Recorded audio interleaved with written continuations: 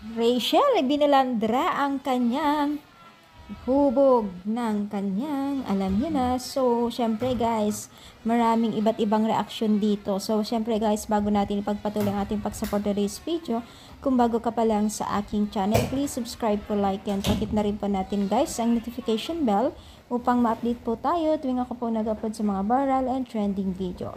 So, alam niyo ba guys na itong si Rachel ay talagang maraming nagulat po sa kanyang binalandra. Yes, mga mima, dahil wala daw kawindan-windown na kanyang ipinaranda ito. So, nako mga mima, so kita na natin, wala nang naitago itong si Rachel.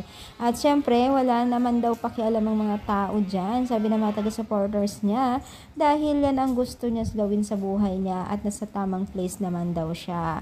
So, yun nga lang, may mga ibang netizens na siya daw yung tipong natulungan ng Team Kalingap na parang baga walwal na daw after ng lahat. Pero syempre guys, wala na tayong pakialam dyan kasi buhay niya yan. Kung anong gusto niyang gawin sa buhay niya. For the go. Kasi syempre, buhay niya, hindi naman natin hawak ang kanyang gusto, diba? Hindi naman natin pinapakain or what else man dyan para turuan natin kung ano ang gusto natin gawin niya sa buhay, diba? So, ang maigi niyan, isuportan na lang natin kung ano ang gusto niya. Pero in fairness, ang ganda-ganda talaga ng kanyang hubog ng katawan, diba?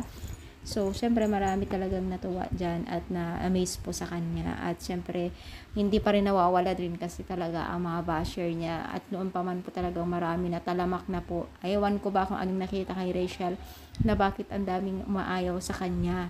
Syempre, no, hindi natin handle kasi yung gusto ng mga ibang tao. So, ano nakikita nyo bakit ayaw nila kay Rachel? I-comment down, palike po ang ating video. Thank you and more power. Syempre, God bless all guys.